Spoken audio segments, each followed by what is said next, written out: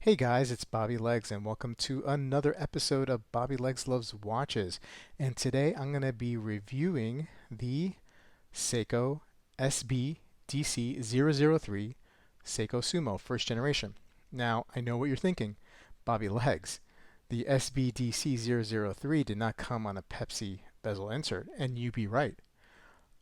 This watch was lent in by Chris over at the Watch Lounge YouTube channel. Please check him out, the Watch Lounge YouTube channel. And either, I'm not sure if he had the modification done himself or the previous owner did, but the blue bezel insert that comes stock with the SBDC003 was switched out for this Pepsi bezel, and also the other modification was the Hardlex crystal was switched out with a slightly domed, maybe it's, I don't know, it feels like it's slightly domed, yeah, sapphire crystal. So this is the first time I'm actually reviewing a Sumo or even wearing a Sumo, and I got to tell you, I've been attracted to the Seiko Sumo for a while now. Aesthetically, it's probably my favorite Seiko diver, let's say under $1,000. I've owned a Seiko SKX. I've owned a Seiko 5 Sports, the new Sports, Pseudo, the 5KX. I've owned a Monster. Um, but I never pulled the trigger on a Sumo because the dimensions scared me off. And I'll go into that a little bit later, um, and why I think I was wrong to be scared off. Now, since we're talking dimensions, let's get those out of the way. I measured a slightly under 45 millimeter case diameter, um, just under 14 millimeter case thickness, and that's, I think the slightly domed crystal, I think it looks a little slightly domed, very ever so slightly domed, may have affected that, but I think, you could probably expect with the Hardlex around 13 and a half. Around a 50, just under 52 millimeter lug to lug that I measured, and a 20 millimeter lug width. This is a 200-meter water resistant watch, screw down crown, no crown guards, and the crown's at 4 o'clock. It is powered by the 6R15 movement, which I actually, when Chris sent this over, I was expecting that this first generation would have, that 4R movement. And I know the 4R movement also has a day to go with the date, but I figured maybe they just, decided to kick the day out off the dial and just have the date on it.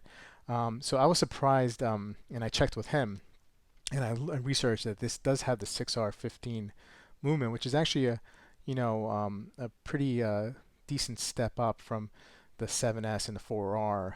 So you're looking at 50-hour power reserve and a 23 joule movement, a 3 hertz, 21,600 bph, and it runs plus 25 to minus 15. That's the range. Like I said, Hardlex crystal on the original. This is the sapphire, but it is originally a Hardlex.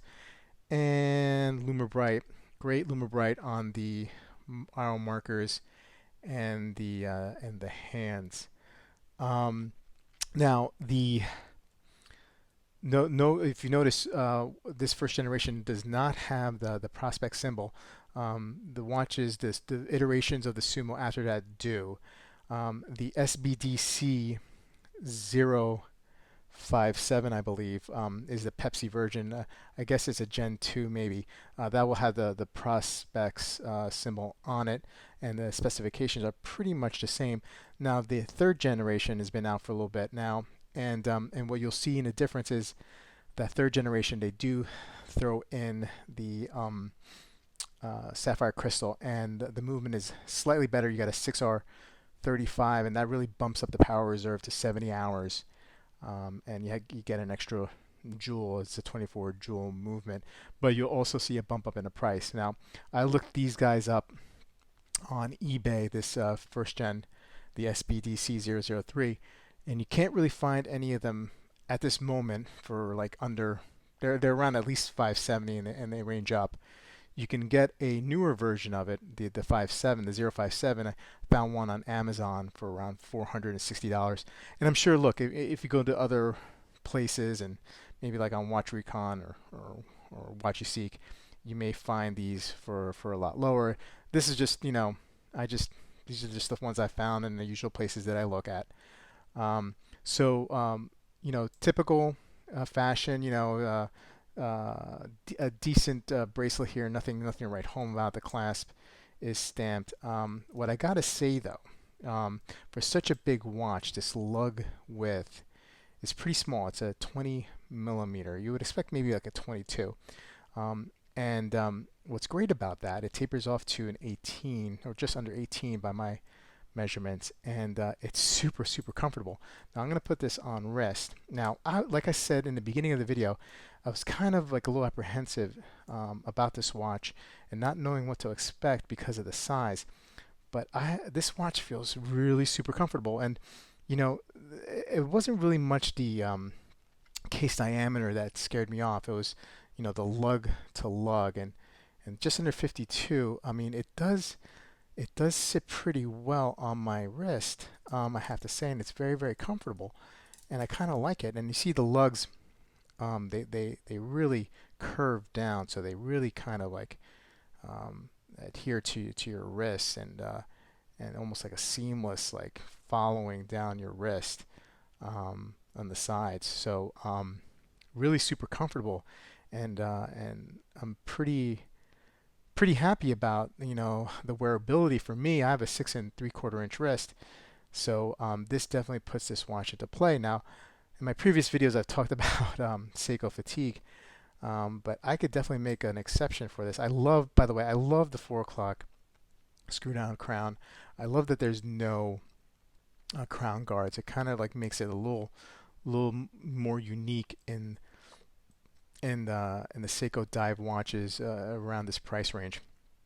So that's what I like about that. I got to tell you, I think one of the main things that attracts me is the numbers on the bezel insert. They're like almost like big bubble numbers, and very visible. And I don't know, I really like this watch, and the cushiony case, and super comfortable. I'm really am impressed with this watch. I knew I would be.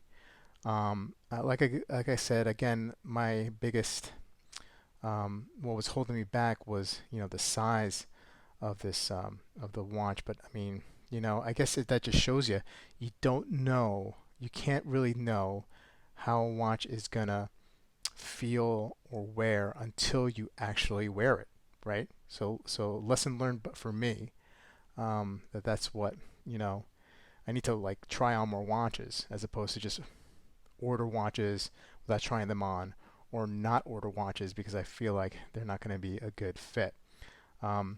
Polished case, stainless steel, brushed in spots, satiny brushing on the bracelet. It's really a good watch, and I'm really digging it.